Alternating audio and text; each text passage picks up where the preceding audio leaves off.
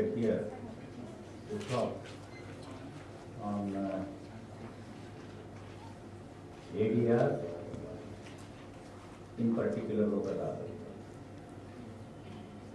And I would also be talking about the ethics and integrity. And I'll also share some of the other things which relates to professional practice, and what type of career you should or you could choose, because the vistas have changed. See, when I got enrolled, it was like you just have to join the senior's office and start. First is learn how to carry files. Then just go behind the senior and sit in the court hall. Just watch. And if you had the confidence, try to seek adjournments. Even that was difficult because we didn't know how to sort of stand up before the judge and tell that, I want some time. Or sometimes the judges would say, why you want time? Why can't you argue the matter? And we were not well equipped to do that. And learning was by itself, because the seniors never believed that we should teach. So anything, you have a subject, DPC. Okay. The other day, some 2 students came to my office and said, we want to learn drafting, and it's in 15 days. I said, see, even after 33 years of practice, I'm still learning how to draft. So what can I teach you in 15 days? So this is something which we evolve over a period of time. But today, you see, you have got many opportunities. Specializations. Okay. Now, if you think of practicing on the litigation side, the basic dichotomy apart, civil and criminal. You have various areas where you can specialize. You can specialize, let us say, I do only banking, or I do only consumer, family, various vistas. Similarly, it opened up doors for ADR. Now, if you can be good at, let's say, arbitration, mediation, we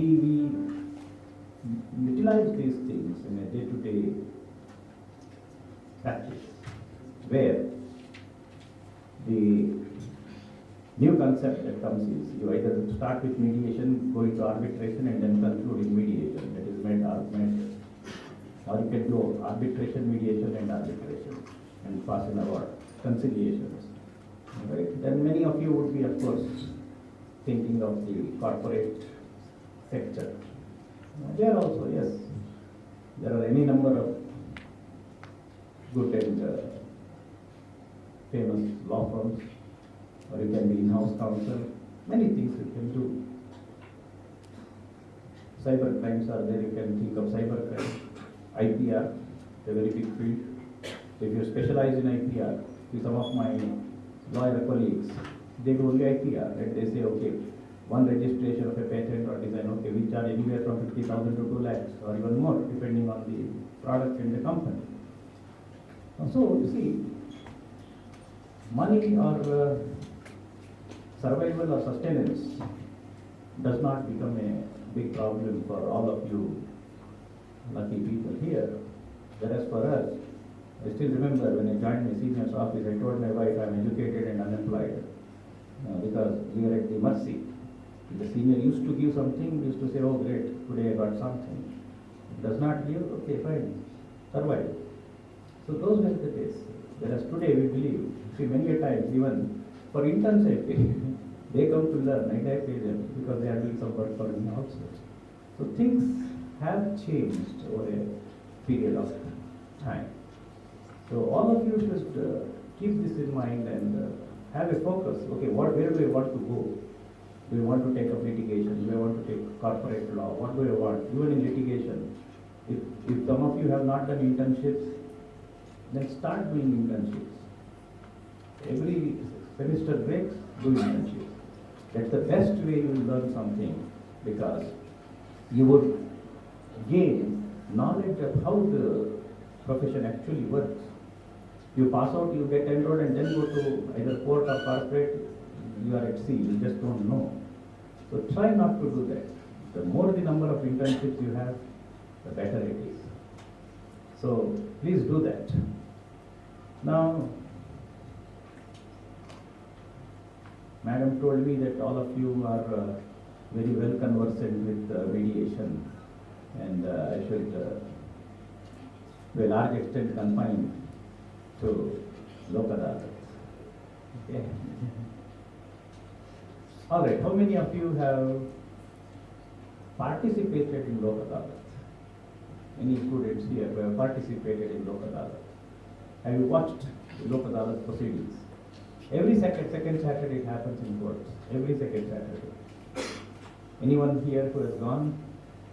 Any court, okay? Be it civil court, magistrate court, any court, just walk in. Every court will be having a Lok Adalat. Family courts, all, it's mandatory. The Legal Services Authorities Act and the National Legal Services Authority has made it mandatory that we have Lok Adalat every month. Okay? Besides the regular Lok Adalat, which they can have on working days. None of you here? Nobody raised their hands, so it is presumed that they are not. All right. All right, you know what is the constitution or composition of a Lok Adalat? Anyone knows what is the composition of a Lok Adalat? No? Okay. See, there is a judicial member. That means he is a judge. And along with him, normally one, sometimes two, conciliators. Now those people who are called as members of the Adalat are normally lawyers. Okay, in very few matters we take non-lawyers. Now how a typical Adalat works? See, as in mediation, they do not sit on a raised platform like a court. It is at the ground level. All parties will sit. And many cases will be posted. Let us say at least the cause list will be something like some 50 cases, 100 cases, okay, throughout the day.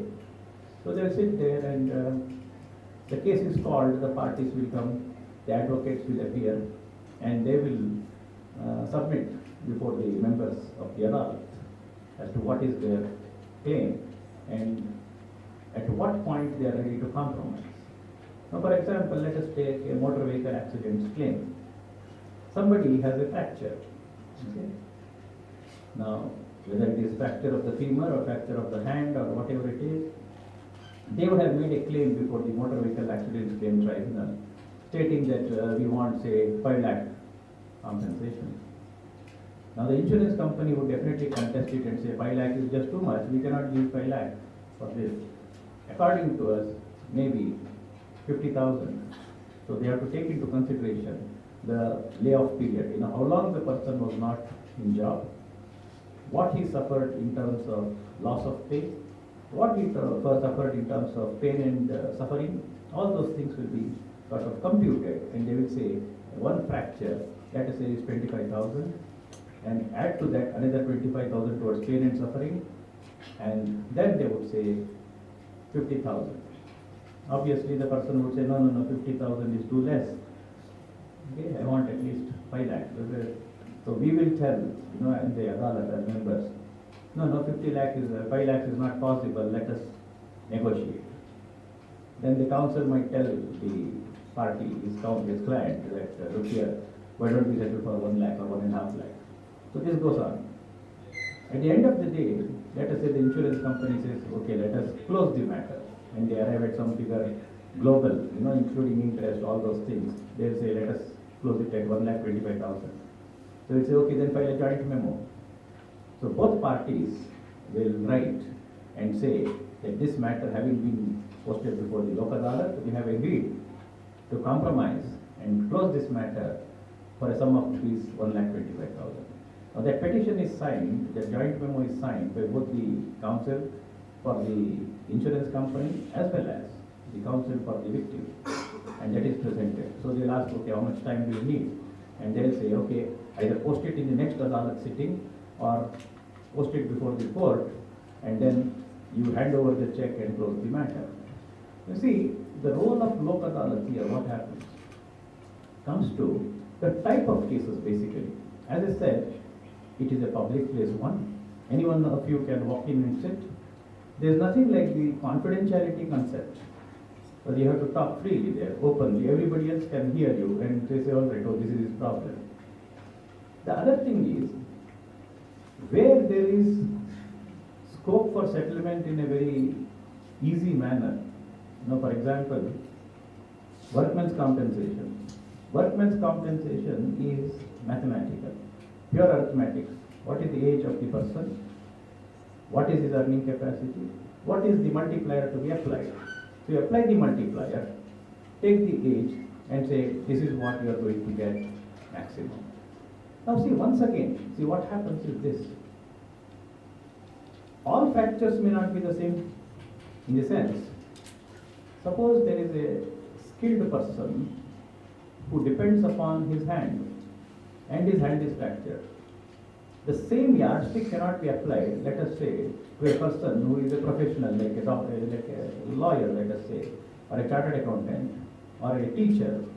You cannot say the multiplier to be applied for a lawyer, or a teacher, or a craftsman is the same. Because we do not know whether he will get back the same skill. The next is, his loss of earnings would be much more compared to a lawyer. If I have a fracture, I can still perform. Okay, I can still read. Somebody can assist me. Suppose you turn the pages, somebody can assist me. But not so for a carpenter or a tailor or a hair cutter or somebody who cannot, who has to use his hand. So his loss is more. So what we have to bear in mind is, what is the loss? Suppose he is a tabla player and if he gets a finger fractured, his earnings will be drastically affected, and for all you know, he might never be able to play the tabla. So we cannot say, oh, it is a fracture, it is a fracture, it is a fracture, so everybody gets 25,000. No, you have to think or bear in mind what is equity. Okay, it's not merely doing justice. So we have to think of equity. So it has to be equity based. And suppose the injury is permanent partial, or it is temporary, or temporary disablement, or permanent disablement. So what is the percentage of disability? So all these factors come in when we are thinking of sitting there in the Lok Adalat and trying to decide.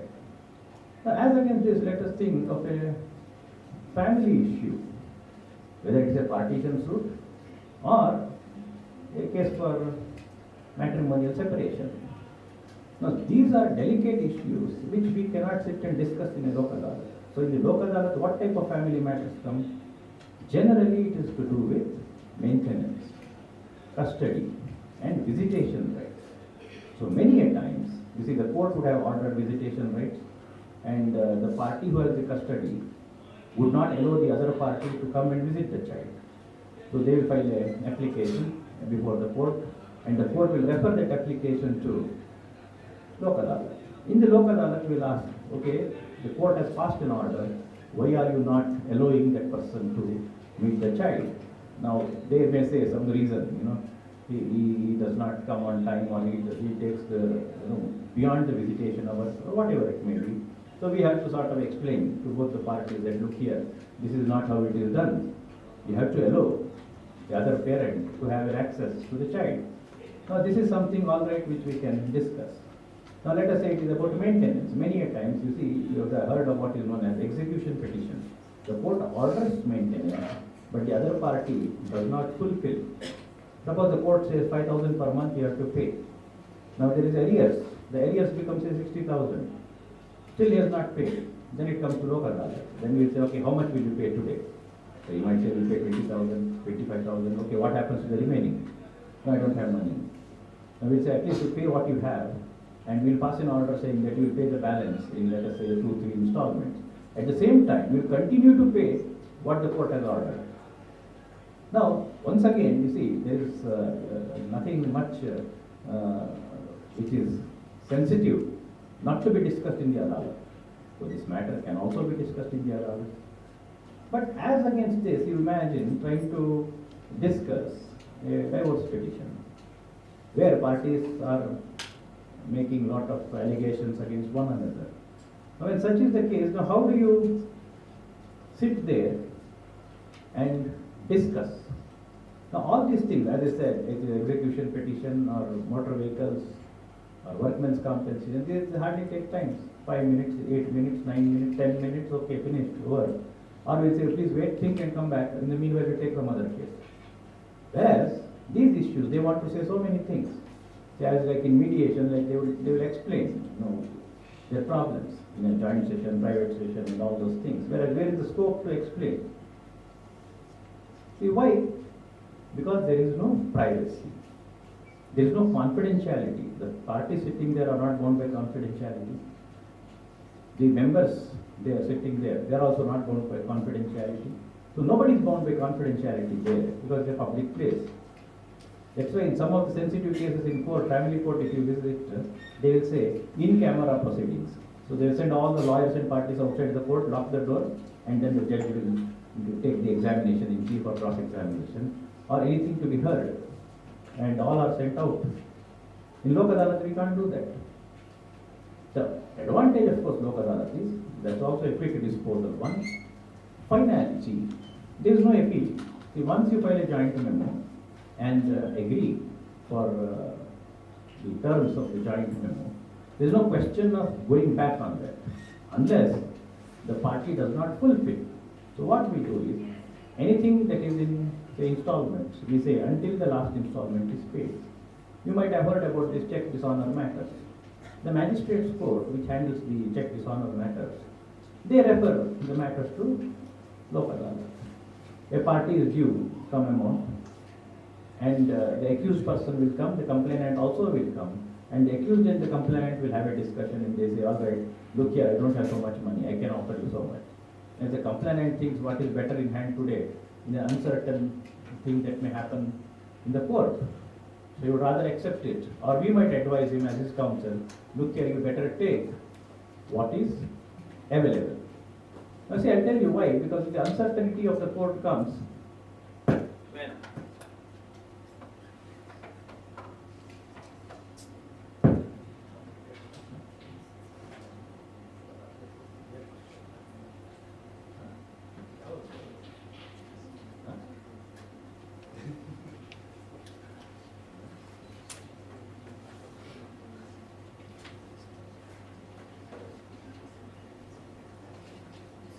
so the uncertainty of the, is it audible now? The uncertainty of the cases, I tell you, recently what happened was, in a check dishonor matter, the cross-examination, the counsel asked, did you go and present the check yourself in the bank? So the complainant said, no, I did not go. And the Honorable Judge has held that itself as an admission against him and has dismissed the complaint. Now I was so much shocked. You see, today we have got drop boxes, or somebody will go and get a seal on the challan and the counterfoil and come back. Now how did that judge think that merely not going personally to deposit the check in the bank, his complaint is not maintainable. So the matter has gone to High Court now. I only hope the High Court will pass strictures against that judge. Because this is not the way it is. Forget about legal sense, this is common sense. Nobody goes, you're busy. Okay? See, I might ask anybody, either my junior or servant or anybody, I just go and drop this check and come back. Now, if dishonest and if I am asked, did you go and drop? No, I did not. In whose name the check is given? My name. Okay? In whose account it is credited? My account. And what happened? It was not honored. It is irrespective who goes and deposits the check, it is who is the beneficiary of the check. Now see, this is what happens. So we have to be very cautious while we are practicing, and we have to learn from these examples. So that gave me an idea. In another case where I am appearing for the complainant, I told him why we have to produce certain documents now, which I was not thinking of producing, but after this episode I said no, let us be cautious, because if at all such a thing happens, then what will we do? Go in appeal. Already the matter is 2015 going on till now. Okay, it will go further. So I said no. You see, the scope of Lok Adalat from that point of view becomes limited because of the nature of the cases which could be referred. Whereas in all other matters, you see, we look at in a contract and say, okay, in the event of a dispute, we refer it to arbitration, okay, or mediation, or any other mode. Now, see, which is the appropriate mode? See, when we talk about ADR, generally we say alternative dispute resolution. It is an alternative to what? See, everybody would say it's litigation. See, it's not an alternative to litigation. It cannot be an alternative. It is an appropriate. Which is appropriate? We have to think. It's just like, you see, what is the medicine to be given for a particular ailment? The doctor will think and then decide, okay, we start off with this. For the present, this is appropriate. Now, straight away you don't think, okay, let us do surgery. You first think, let us go conservative. If that does not work, let us see something else. Or whatever is appropriate. So we cannot say an alternative. See, alternative comes like, if it's like asking, an either or scenario. If you are asked, would you like to have tea or coffee? Now the choice is tea or coffee.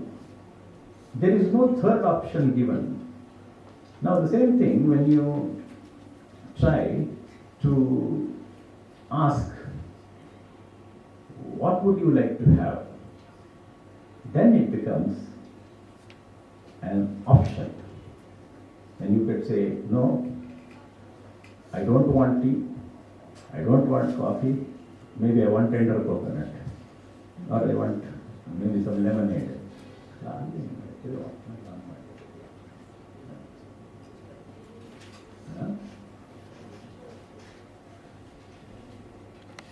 Where was the special enactment for consumers? It was not there until 1986. Where was the special enactment for people in government service? It was not there till 1985. Administrative Tribunals Act. Where was the Family Courts Act? It was not there. So like that, over a period of time, not just as we have the Real Estate Regulatory Authority Act, it was not there. Okay? So over a period of time, a drastic change started taking place, and people want to keep up with this. It is like saying, many years ago, people would have thought, you have to write letters and post it. Today, how many of you write letters? Because it is not required. We can have access quickly. Okay, we can Skype, we can have FaceTime, so on and so forth. The technology. So world has become like a global village. Everything is accessible at an instant. It does not take time. So similarly, people do not wish to wait, and they want very, very quick resolution of the dispute. So this is where I said when I began that all of you have the advantage of specializing in the ADR mechanisms. Even though, if we think of the mediation, it is still court annexed, court referred. We do not have a legislation, we do not have private mediations. Though we do, that is different. Okay?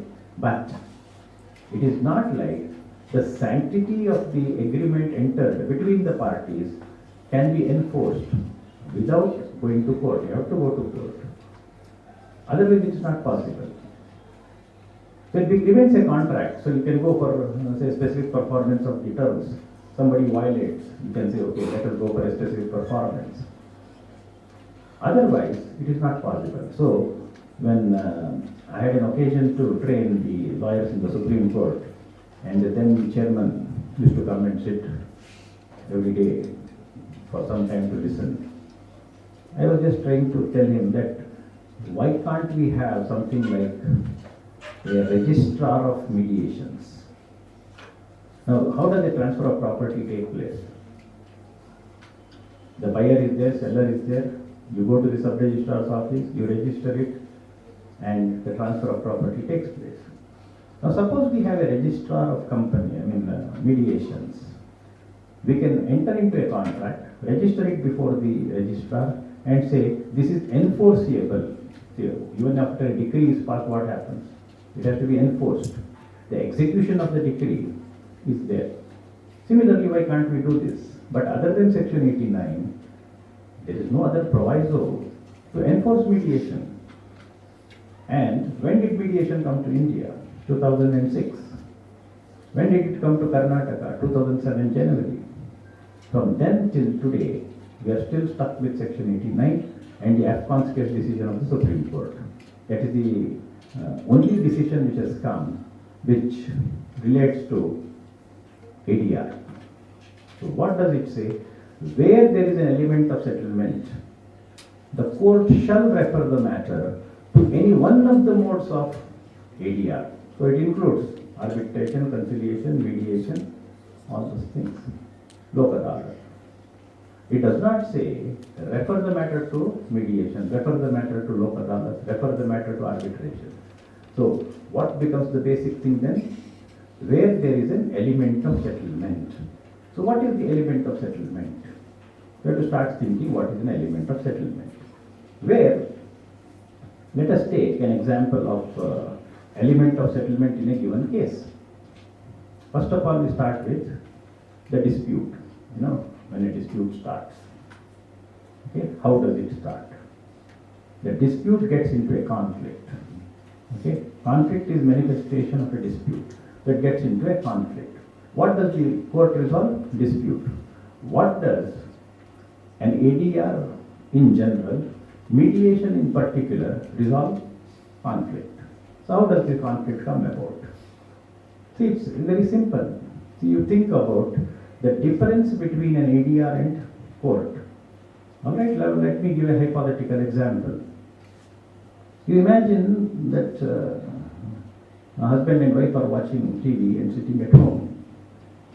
And the husband takes the remote and changes the channel.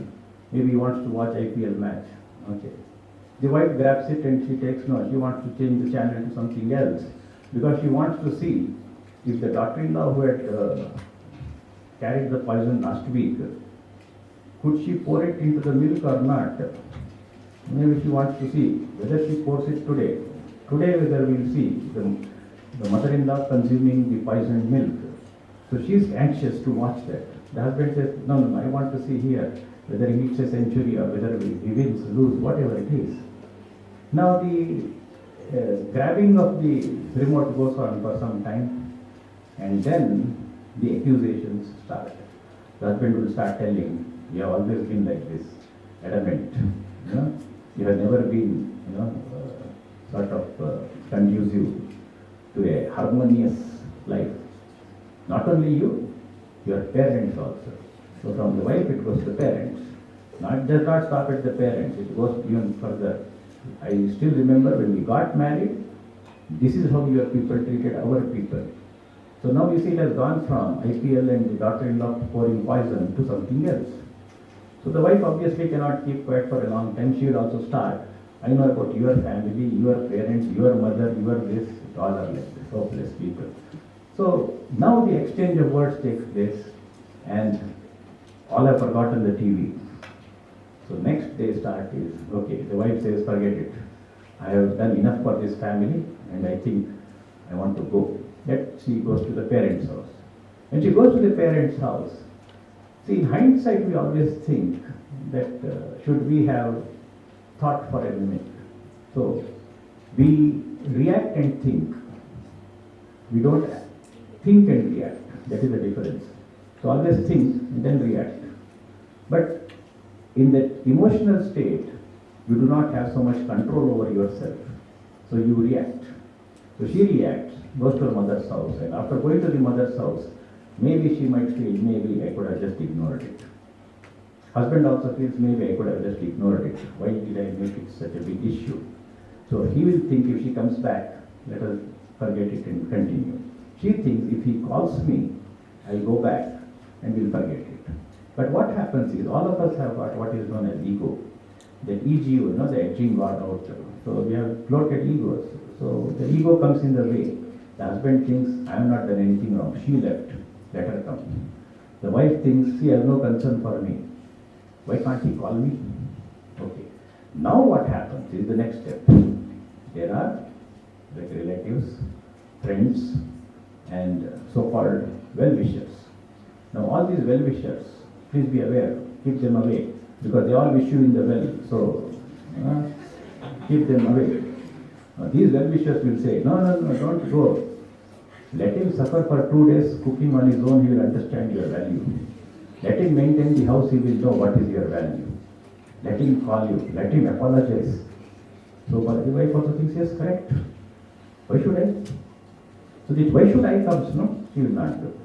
Then the husband also does not take any initiative. Then it goes one step further. They will say, all right, let us get a notice issued to him. So the minute the notice comes from the wife's side, the husband goes to another lawyer and he says, okay, she has written so much. Let me add some more things to it. And the exchange of notice takes place. So that goes. Once it goes, it does not stop there. Then the lawyer will say, let us file a petition, whether it is for restitution or divorce, whichever it is, they will file. And they have something called as a mindset where they say, you made me to come to court. Nobody in our family had gone to court. So that is one great issue. Okay? In the vernacular it is put very nicely. So, if you follow Kannada, I can say that court ಮೆಟ್ಲು ಹತ್ತಿಸ್ಬಿಟ್ರು ಅಂತ. ಅಂದರೆ ಏನು ಕೋರ್ಟಿಗೆ ಮೆಟ್ಲೇ ಇರಬಾರ್ದು, ಎಲ್ಲ ground ಫ್ಲೋರಲ್ಲೇ ಇರಬೇಕಾಗತ್ತೆ. So what they will do, you made me to come to court. And once it comes to court, both have got the rigid stands. They do not want to budge. And that is where the ADR comes in. And in this scenario, the mediation comes in. If this matter is referred to arbitration, it is very difficult to resolve. Because arbitration is a quasi-judicial proceedings. The arbitrator passes an award. So it becomes difficult. If it goes to Lok Adalat, both sides do not have so much time to explain to the members of the Lok Adalat as to what it is. Okay? So in mediation, this is the appropriate method. So where they come, when we have a joint session, we'll ask. Then in a private session, somewhere this will come out that this is what triggered the whole thing. Then we ask, okay, are you still interested in the marriage? Suppose both sides say, yes, we are actually. It was just a misunderstanding. So why don't you talk to one another and it is resolved. Now the same thing in court. The court will try to see whether the petitioner proves that she has made out a case. Then evidence is led in, opportunity of cross-examination, respondent evidence, everything, and he will pass on judgment, and he might either say divorce granted, not granted. Thereafter it will go to appeal, then from there the second appeal, and by the time they really get some relief, at least 25 years would have passed in our present docket explosion pendency situation. So obviously what has happened, they have lost time. Now, how much to bear this loss of time? So people would try to come to a resolution very quickly. Okay? So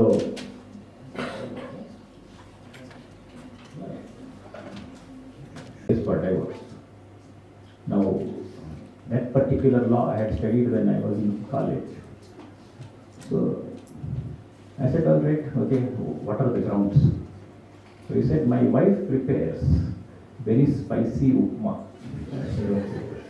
So I was thinking which provision has said spicy upma is a cause for divorce. So of course I knew it is not. So I told him, see, I cannot go to court and plead on your behalf saying that your wife prepares spicy upma, so I want divorce. So he said, no, for her relatives she prepares good dishes, but not for me. I said, that also is a difficult thing. Why can't you come out with something better? See, the whole point was I never wanted to file. That's different. So I said, no, it's okay, I cannot. Okay? You think something better than this. He said, all right. And he went away, God knows what happened afterwards. And over a period of time, we started seeing gradually the number of divorce matters increasing. The statistics of Bangalore Mediation Center is success rate overall is 65% and divorce matters is 83%. So a stage has come where marriage is sufficient ground for divorce. You don't need to prove anything else. That we are married is sufficient. It's like that. It's just like you see, we have to have joint family earlier.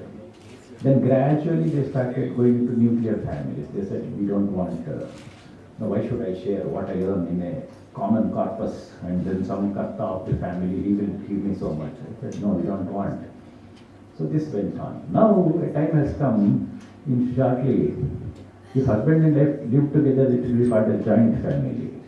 So this is where it is heading. Okay? And when we look at the reasons, okay, see, we always have to have something, like, okay, why? But believe me, there are no surprises left, having heard it for 11 years and more.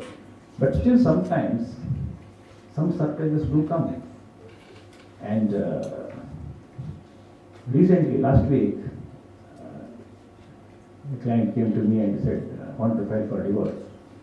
I said, okay, what's the ground? What is it?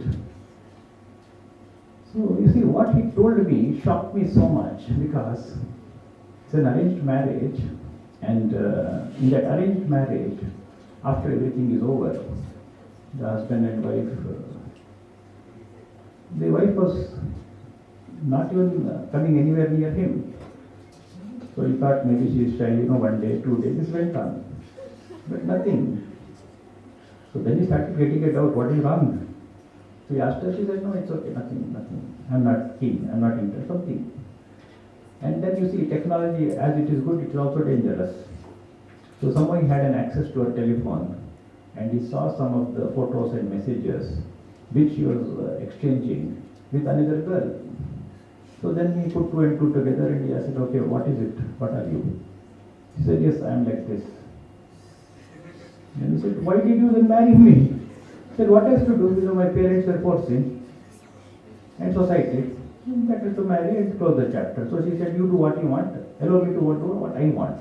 He said, I can't stay like this. This is difficult, Then she said, all right, you want to file for divorce? Give me 35 lakhs.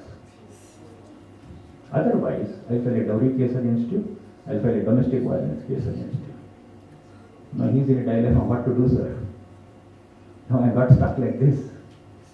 You see, these are realities. Okay, so what happens? If the matter goes to court, the handling of the matter by the court will be in a different way. If it comes to us, now I told him, okay, we'll do one thing. I'll do a private mediation in this matter. You ask the wife to come and meet me. Let me find out, okay, can we reach some via media and be done with it? Now imagine the trauma that the person is undergoing. On one hand, dowry harassment, domestic violence. Now these things are sort of escalating exponentially, it's just going crazy, it's just happening throughout. Any number of reasons. And the so-called space, I need my space, and nobody defines what is that space. If it is like, I like to do what I want and you should not ask me if that is space, then there is no answer to that. Then it should be applicable to both these sides. But people seldom understand this. So over a period of time we started thinking, why so many cases of divorce are coming up. Somewhere I felt, you see, what is happening now is, as you start now earning, in few years or whatever it is, you start investing in many things, okay? So that investment multiplies it gives dividends, so on and so forth. Then you say, okay, I have got, my balances is so much. But what I find is that people never think of investing in a relationship. With whomsoever it is, whether it's a friend or parent or child, they never think of investment in a relationship. They think it is granted. So only when you invest, you get something in return. If I have not done anything to anybody, and if I expect somebody to do something for me, it is not possible. So how do I do this? So start thinking about how to maintain good relationships, be it with your parents, be it your siblings, neighbors, friends, whosoever. The more you invest, the better returns you get. Now there are no returns, so it's like just one way. See, having said this, you see, I will give a couple of examples of commercial as well as family matters, because both sides are equally escalating now. On the commercial side, if you take, we need a different technique to adopt. That is called as evaluative. So you have to evaluate the merits and demerits. Okay, what is the game? Is the present game, which is certain, better than a future uncertain claim? If we do that, then we understand. So there was a case of IPR infringement, and the company came and said they have violated our design. The other company said we have not violated anything. We have manufactured as per our standards. And then they started saying that, look, a product cannot be sold just by one simple component in that furniture. Whereas the other company said, because of that component you could sell our furniture. So they went to the city civil court, got an injunction and damages, they claimed. The matter referred to mediation, it came. Then I understood what is the problem between the two of them. Then they showed me some photocopies of that product. I said, you can't make much out of this photocopy. Get me physical component itself. So they got it. After I started looking at it, it was sort of, as they say, deceptively similar. I said, what is the difference in this? So they said, in one it has got 6 petals, the other has got 5 petals. I said, you really need to have a microscopic look at this to find out where is the 6 and the 5. And you said because of this the product is sold, right? Yes. Do you have the registration of the designs? So they said, yes, we'll produce it in the next date. They produced that design number so and so is patented by this company. And the other company has infringed. So the other company said, all right, we are not going to pay damages. But we are ready to give an undertaking that as per that design, we will not manufacture in our furniture. I said, okay. The other side was not happy. They said, no. Even if we forget the compensation, we want an apology that they have already violated. So this company said, no, we cannot, because what has happened is, when they got the injunction, they got it released in the Economic Times, saying that injunction obtained against so and so company. So that affected our market. Now if we apologize, guaranteed tomorrow they will say, company apologizes for infringement. Then there will be further damage. So we would either let it go back to court or we'll give an undertaking. Then I had to have a private conference only with the advocates. I said, let the parties remain outside, because advocates is easy to understand. So they said, we also know we don't get compensation, we also know we will not get anything. And both parties are strong enough to take it till the Supreme Court. I said, but how will it benefit either party? I said, you talk to your clients, take an undertaking that they will not do it, and then we can close this matter. So eventually it was closed like that, and both parties shook hands and said, okay, forget it. What has happened has happened. Now you see here, there is no involvement of any emotional quotient. It is purely commercial. One party wants something, other party wants something, that's it. Similarly, you see, there was one company which was manufacturing glass and selling. And nowadays you find all these high-rise buildings and commercial complexes, they just put the pillars and entire building is of glass. So these people were selling that glass. So seller was in Bangalore, purchaser was in Bombay. So they used to transport glass from here to there. And that used to go into a window frame and they used to fix the window. One fine day there is an invoice saying that this is the amount you have to pay. So there was a dispute. The company in Bombay said, no, according to us, you have charged more and we cannot pay this amount. So that dispute was filed and came into the mediation, okay? Though they had an arbitration clause.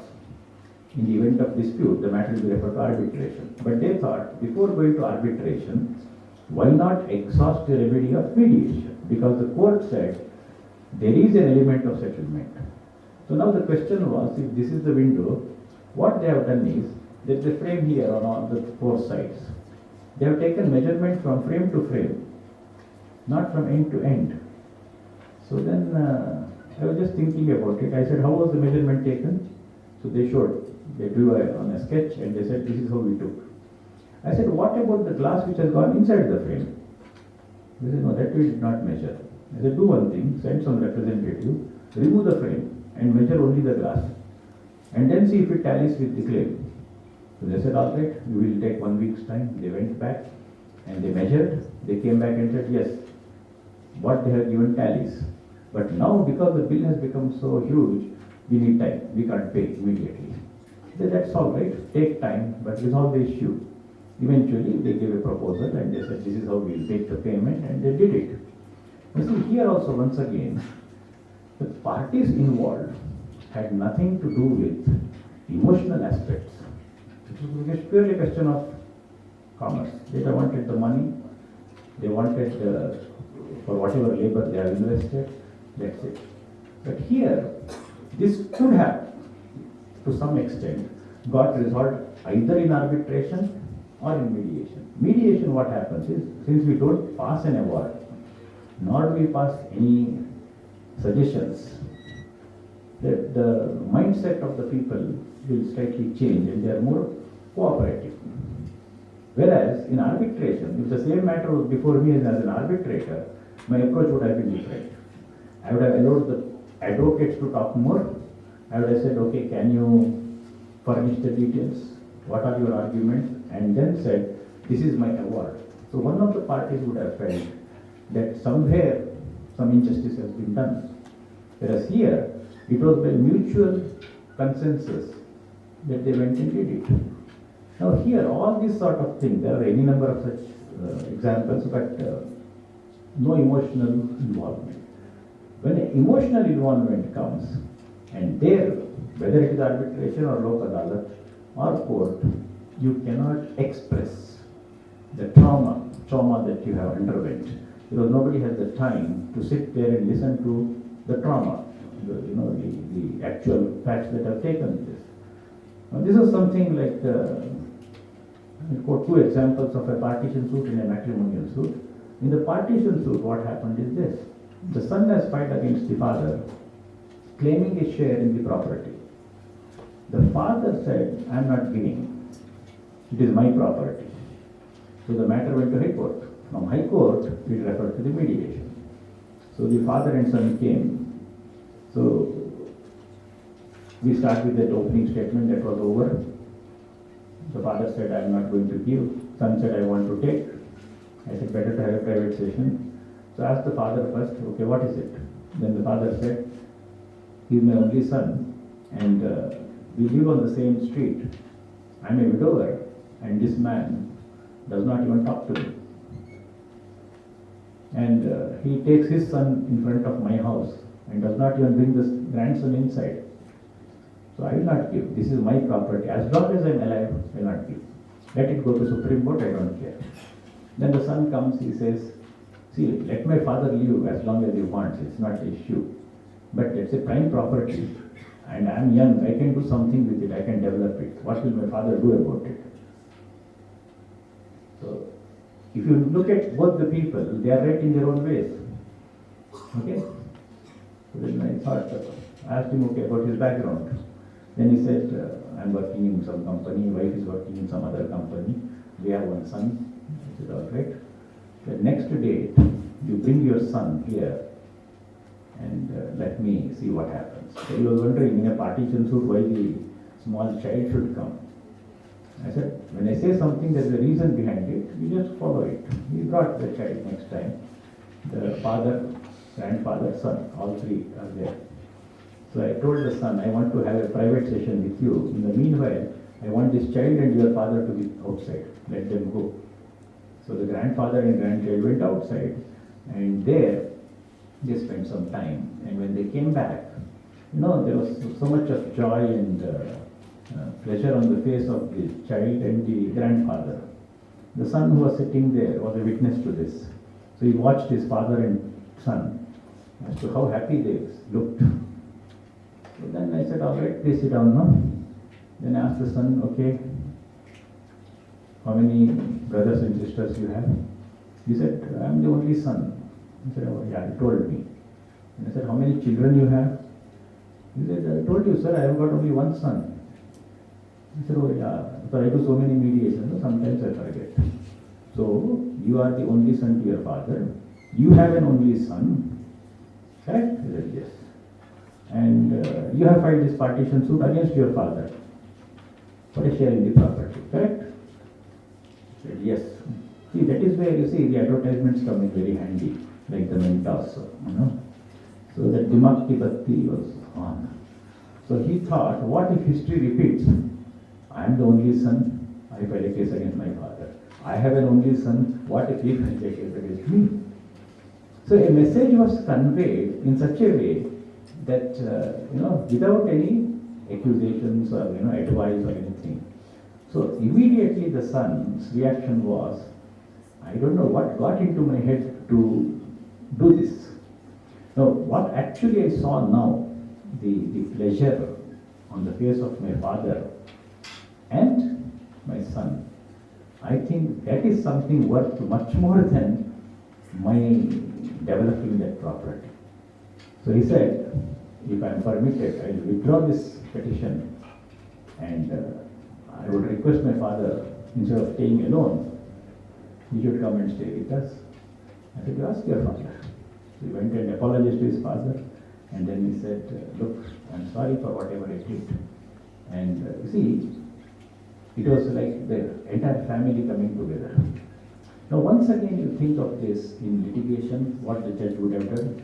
He would have framed the issues, and he would have said whether the plaintiff proves he has a right, whether the defendant proves, all those things. He would have answered each issue. At the end of the day, what happens, we don't know. Imagine the same thing in arbitration. Arbitrator would have once again passed an award. Imagine the same thing in Lok Adalat. Could the Lok Adalat have taken so much time to resolve this? They would have simply asked, what do you want? He would have said, I want share, half share or whatever share. Father would have said, no, I'm not giving. Then we would have tried to tell them, see, after all, your father and son, why do you want to fight? Maybe, why can't you enter into some proposal?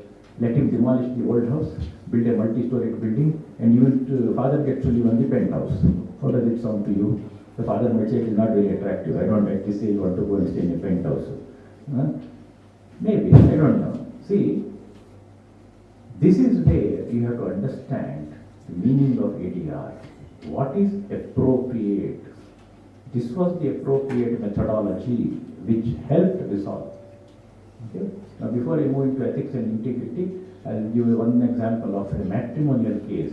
And this is good for you to learn how important observation is in life and human psychology. Okay, you want to be successful advocates, you must know the norms of human behavior and you must understand psychology. Otherwise it's very, very difficult. Just as in a court, I know the case law, but more than the case law, I know the face law. Before whom, what works? That is skill. I don't make the same submission in a similar case before 4 different judges in the same manner. Each may judge a different yardstick. At the end of the day, my client has to get benefit. Okay? So, I must know the face law. To know the face law, I must understand people. their mentality, how they react to situations. So that is what it is. So I'll give a matrimonial example and move on to integrity. This was the case of a mutual consent divorce. Normally in a mutual consent divorce, just we have a joint session and we say, okay, what is it? Mandatory period over, etc., etc. Are you ready, not ready? You are ready. Any claims, no claims, children, no children, custody, finished. This is also intuitive. See, somewhere I felt when the couple walked in that somehow they don't look like they are fit to separate. So I took the background of both the husband and wife. Then I asked the husband that I would like to talk to you separately without your wife here. So the wife went outside. So I asked the husband what is exactly the problem. So he said we have been married and we are staying only two of us. And that means no in-laws and all that thing. Only two of us. And every Friday evening, my wife goes to her mother's house. From there on Monday morning she goes to office. Then Monday night she will come home. So that means Friday night, Saturday night, Sunday night. I have nothing to do. And in a relatively newly marriage, I have got my own things, to go out, spend time, do whatever. And this does not happen. And if at all I go to my in-laws' house, there also she is busy doing something and she does not come out. So both of us decided that this marriage is not worth continuing. I said, all right, let me talk to your wife. So I sent him, the wife came and I said, okay, what's it? She said, yeah, I go to my mother's house. But other 4 nights I'm staying there. No, what's his problem? I said, that's not a question of how many nights you spend here or there. But why do you go? She said, I have to take care of my mother. I said, what has happened to your mother? She said, she has got hypertension and diabetes.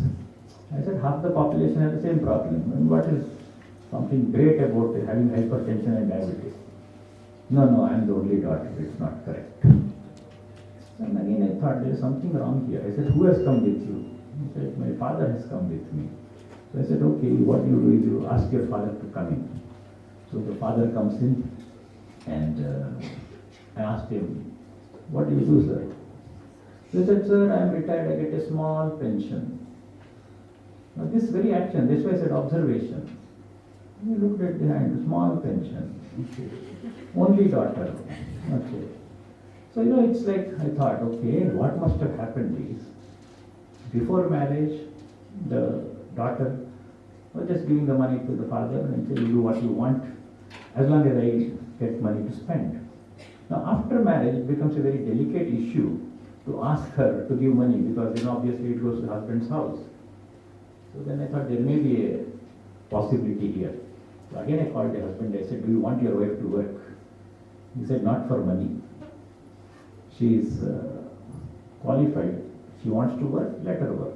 But money-wise I can take care, no issues. Then both the husband and wife I called and said, would there be a problem if a part of that amount goes to the father? He said, no problem, you could have told me earlier. Then they made an arrangement where every month some will go to the father. You see, in all this drama, the father was the main culprit who wanted the divorce to happen so that the daughter will come back again and he will not only get public sympathy, he can say, only daughter, spent all my retirement savings in marriage and now see my bad luck, she has come back home, divorced. And again the status quo ante comes where the daughter will say, okay, take the money, do what you want. See, this is where the problem starts. Okay, now for whatever be the reason, the projector and the laptop don't seem to be in harmony. We do not have time for mediation to negotiate between this and this. Is it not? So, let us go to what do you understand by integrity? What do you understand by integrity?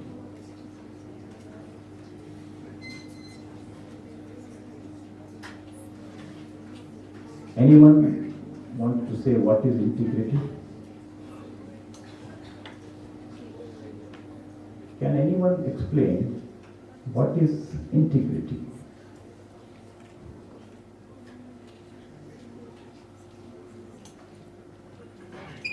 Okay, what is ethics? What is ethics?